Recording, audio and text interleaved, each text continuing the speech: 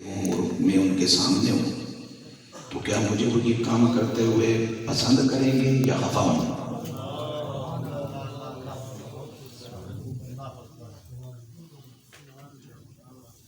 یہ تصور شیخ جب جوان ہوتا ہے تو پھر شیخ اس چلے، اس محنت، اس مجاہدے کے بدلے میں تصور رسول کی دولت عطا فرماتا ہے۔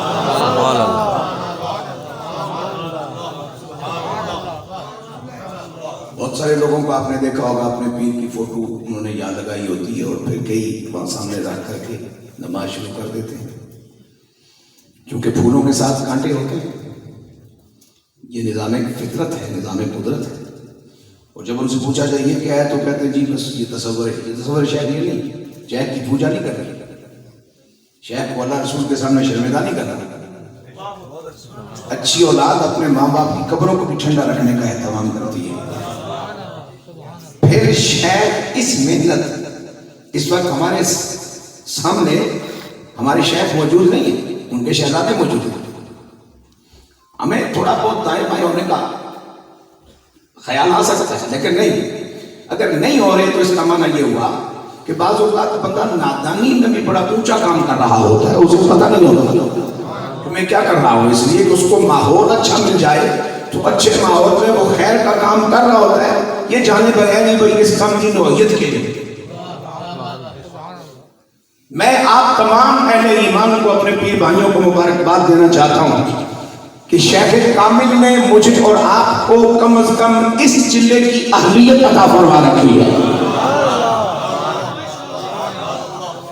اگر یہ پوری محنت، پوری دیانت، پوری دلجوئی، پوری طلب، پورے پیار، پورے اخلاص کے ساتھ یہ محنت ہوتی رہی تو انشاءاللہ پھر ایک دن مرشد کامل ہمیں اگلے درجے تک لے جائیں گے۔ اور پھر صورتحال یہ ہوگی کہ نبی پاک کا غلام جہاں کھڑا ہو، لیٹا ہو، بیٹھا ہو، دن ہو، رات ہو، صبح ہو، شام ہو، اکیلا ہو، مجمع میں ہو، اسے یہ خیال رہے گا جو کام کر رہا ہوں رسول اللہ دیکھ رہے ہیں، اللہ کے نبی کا دل تو نہیں دکھ رہا میری بات سن کے اور میرا کام دیکھ کر کے۔ اور یہیں سے پھر آگے بارگاہ رب العزت تک بات پہنچتی ہے۔ ایک تو یہ عرض کرنی تھی بات، دوسرا مجھے بیٹھے بیٹھے اعلیٰ حضرت عظیم البرکت رحمت اللہ تعالیٰ کے ملفوظات شریف میں انہوں نے بڑی خوبصورت بات جو ہے وہ تحریر فرمائی ہے، وہ آپ کی خدمت میں پیش کر کے آپ سے اجازت چاہتے ہیں، دعاؤں میں شامل ہوں گے اور دعائیں بھی لے کے جائیں گے، لنگر بھی کھا کے جائیں گے، ٹھیک ہے نا جی؟ اعلیٰ حضرت رحمت اللہ تعالیٰ نے امام الانبیاء علیہ السلام کی حیات پاک کا ایک واقعہ تحریر فرمایا ملفوظات پاک میں کہ رسالت مآب صلی اللہ علیہ وسلم نے بنی اسرائیل کے پہلے حضور اللہ کی نعمتوں پہ بات کرتے رہے کہ اللہ کی نعمتوں کا شکر بجا لاؤ، اس لیے کہ بروز قیامت پروردگار عالم جل جلالہ کی جناب میں ایک ایک نعمت کا سوال ہوگا۔ اور مجھے وحدہ لا شریک کی عزت کی قسم ہے، زندگی میں بندہ مختلف تجربوں سے گزرتا ہے، ان اللہ کی دی ہوئی نعمتوں کو اللہ کی مرضی کے مطابق استعمال کرنے کا ڈھنگ بھی نگاہ کامل سے ملتا ہے۔ اس کے لیے کوئی ٹریننگ سینٹر نہیں ہے، کوئی اور ایسا ادارہ نہیں ہے، اس کے لیے تقسیم کا درجہ رکھتی ہے نگاہ مرشد کامل۔ محبت ہے سبحان اللہ کہتے ہیں، اس میں کوئی دو رائے نہیں کہ نگاہ مرشد کامل سر سے لے کے پاؤں تک، جسم سے لے کے روح تک، اپنے مرید کو اگر اس میں طلب کا نور موجود ہو، اخلاص کا اس کو نور حاصل ہو تو پھر ایسا تیار کرتی ہے کہ پھر ہر نعمت خود ہی شکرانہ بجا لاتی ہے۔ اس لیے کہ جب آنکھ اللہ رسول کی مرضی کے خلاف نہیں دیکھی گئی تو شکر ادا ہوتا چلا جائے گا، زبان جب اللہ رسول کی مرضی کے خلاف نہیں بولے گی تو شکر ادا ہوتا چلا جائے گا، ہاتھ جب اللہ رسول کی مرضی کے خلاف نہیں اٹھیں گے تو شکر ادا ہوتا چلا جائے گا، پاؤں جب اللہ رسول کی مرضی کے خلاف نہیں چلیں گے تو شکر ادا ہوتا چلا جائے گا، اور خیال جب اللہ رسول کے بغیر کوئی اور نہیں سوچے گا۔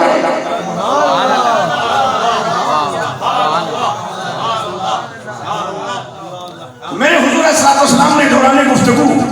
حشر کا ایک جناب والا منظر سرکار صلی اللہ علیہ وسلم پیش فرما رہے ہیں، اور وہاں ایک جملہ حضور نے ارشاد فرمایا کہ لوگوں سنو، قیامت کے دن بخشا وہی جائے گا جس کو اللہ کی رحمت نصیب ہوگی۔ یہ الگ بات ہے کہ خود رحمت یہ بتا رہی ہے کہ جسے رحمت نصیب ہوگی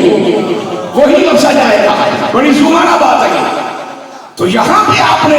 بات کو کھولتے ہوئے ارشاد فرمایا صلی اللہ علیہ وسلم کہ بنی اسرائیل میں سیدنا موسیٰ کلیم اللہ علیہ السلام کیا ایک امتی تھا بہت اعلیٰ ایمان کے درجے پہ فائز، اسے رب کی محبت کی لو لگی، اور پھر وہ رب العالمین جل جلالہ کی بارگاہ میں اس قابل ہوا کہ اس نے خالق کائنات جل جلالہ سے عرض کی، اے میرے اللہ میرا گھر بار بیوی بچے جو میری ذمہ داریاں ہیں اگر تو اپنے کرم کے ذمہ لے تو میں رج کے تیری عبادت کرنا چاہتا ہوں باقی جو زندگی میں جس میں کوئی پریشانی نہ ہو، یہ ٹماٹر ہے، یہ پیاز ہے، یہ سبزی ہے، یہ علاج ہے، یہ ڈاکٹر ہے، یہ اسپتال ہے، ان ساری خواہیوں سے اللہ اگر تو میری جان چھڑا دے اور یہ میرے معاملات کو اپنے ذمہ لے لے تو میں باقی جو وقت ہے وہ صرف تیرے ذکر و تیری یاد میں گزاروں۔ الہام ہوا اس بندے کے سینے میں کہ تیرا سارا معاملہ ہم نے اپنے ذمہ لے لیا، من کان للہ کان اللہ لہ، اب بتا تیری کیا مرضی ہے۔ تو عرض کیا پروردگار مجھے کسی جزیرے پہ پہنچا دیا جائے، یہ ملفوظات میں اعلیٰ حضرت رحمت اللہ تعالیٰ نے لکھی ہے یہ بات، مجھے کسی جزیرے پہ پہنچا دیا جائے، اور کھولیا چل اوتھے بسیے جتھے ہومن سارے انے، نہ کوئی تیری ذات بچھانے نہ کوئی تیری مننے،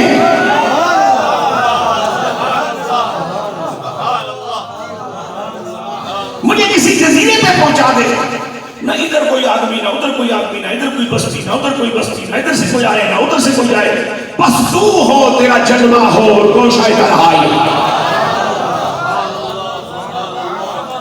میرے کریم جل جلالہ نے اس کی حضرت بھی پوری کروا دی، فرشتوں کو حکم دیا ایسے اٹھاؤ اور وہاں جزیرے میں جا کے آتا ہو۔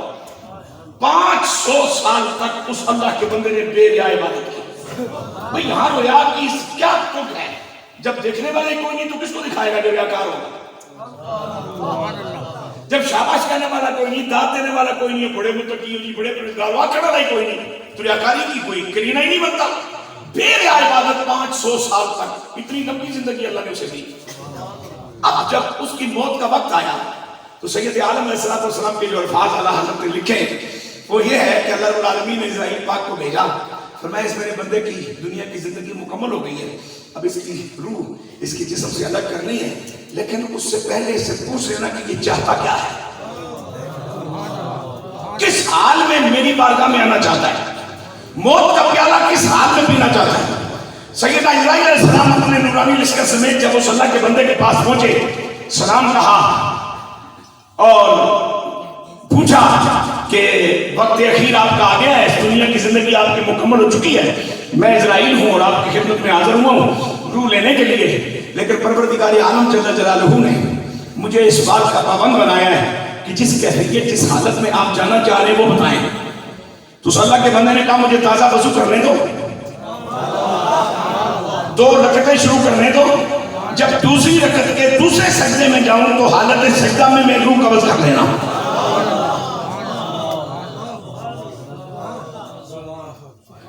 اب ایسے ہی ہوا، اس اللہ کے بندے نے جناب والا تازہ وضو کیا، 2 رکعتیں پڑھی،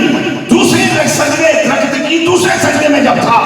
روح قبض سے پرواز کر گئی۔ جناب اسرائیل علیہ السلام نے عرض کی مالک یہاں کوئی بندہ نہیں، کوئی انسان نہیں، کوئی بستی نہیں، اس کو کفن، اس کا دفن، اس کی قبر،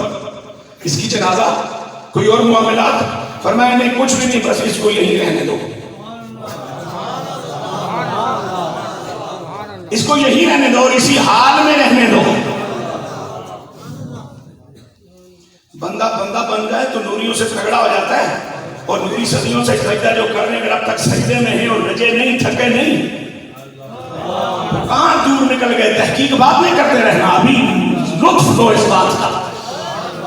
اور میرے آقا علیہ السلام کے یہ الفاظ اس روایت میں موجود ہیں کہ آج بھی جب کبھی جبرائیل علیہ السلام میرے پاس کبھی آتے ہیں تو مجھے بتاتے ہیں کہ یا رسول اللہ صلی اللہ علیہ وسلم میں اللہ کے اس بندے کو دیکھ کے آ رہا ہوں، وہ اس وقت بھی سلامت ہے اور حالت سجدہ میں محفوظ ہے۔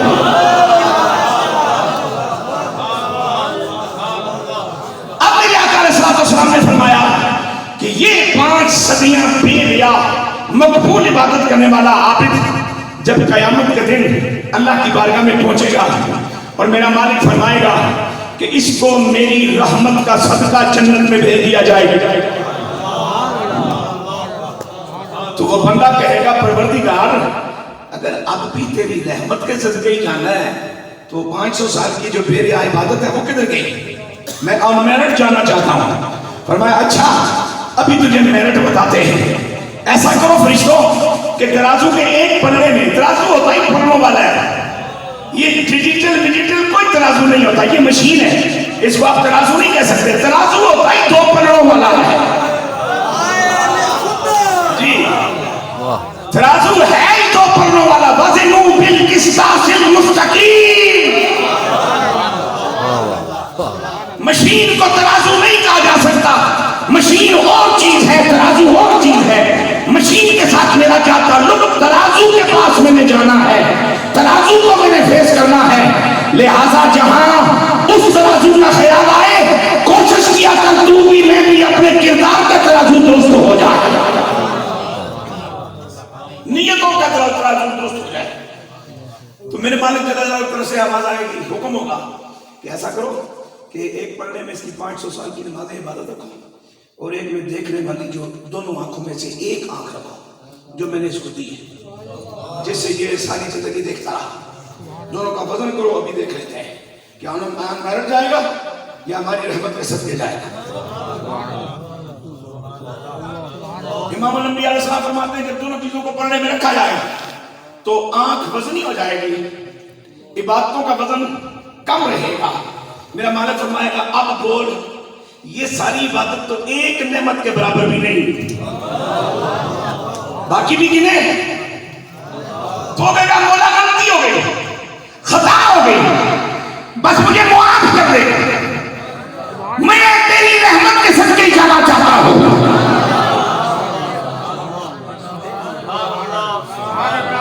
تو میرے پروردگار جل جلالہ کی طرف سے فرشتوں کو حکم ہوگا اس نے میری رحمت کو تسلیم کر لیا ہے، اب اس کو جانے دو جنت میں، اس لیے کہ اس نے عبادت بڑے اخلاص کے ساتھ کی ہے، بڑی محبت کے ساتھ کی ہے۔ تو دوستان محترم، ایک ساتھ حضرت سعدی نے فرمایا اگر تو نعمتوں کا شکر ادا کرنے لگے تو کما حق ہو شکر ادا کرنا بہت مشکل ہے، اس لیے کہ ہر سانس جو خیریت سے اندر آ رہی ہے یہ بھی رب کا کرم ہے، جو باہر آ رہی ہے یہ بھی رب کا کرم ہے۔ جب سانسوں میں چلنے کا یہ سلسلہ رکے گا پھر پتہ چلے گا کہ کتنا کرم تھا۔ ایک سانس کا شکر ادا نہیں ہو سکتا، باقی نعمتوں کا شکر کہاں ادا کریں گے؟ لیکن کوشش فرمائیے کہ دل اس کی یاد میں مصروف رہے، زبان پہ اس کا نام تازہ رہے، اور آپ کا اور میرا وجود یہ ظاہری جو ڈھانچہ اللہ نے ہمیں دیا ہے، یہ خوبصورت ڈھانچہ جس کو اللہ رب العالمین نے احسن تقویم کے ساتھ اس کا حسن کہہ کر کے بیان فرمایا، یہ ان اعضاء کے ساتھ اس رب کے احکامات اور امام الانبیاء علیہ السلام کی غلامی میں استعمال ہوتا رہے۔ اللہ ہمارے شیخ محترم، ہمارے سخی، ہمارے صاحب، ہمارے پہرے دار، میں کچھ پیار کی باتیں، دل کی باتیں، کچھ تجربے کی باتیں، کچھ مشاہدے کی باتیں ایسی کر دیتا ہوں جو ماحول میں استعمال نہیں ہوتی، دوستوں کو سب کو سمجھ نہیں آتی۔ پیر مرید دے کنڈ دے ہوگا،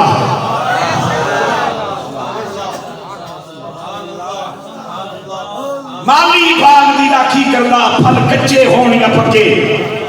مجھ جیسے کچے پھلوں کی راکھی کر کر کے میرے مالی نے مجھے پکایا اور کسی کے استعمال کے قابل بنایا۔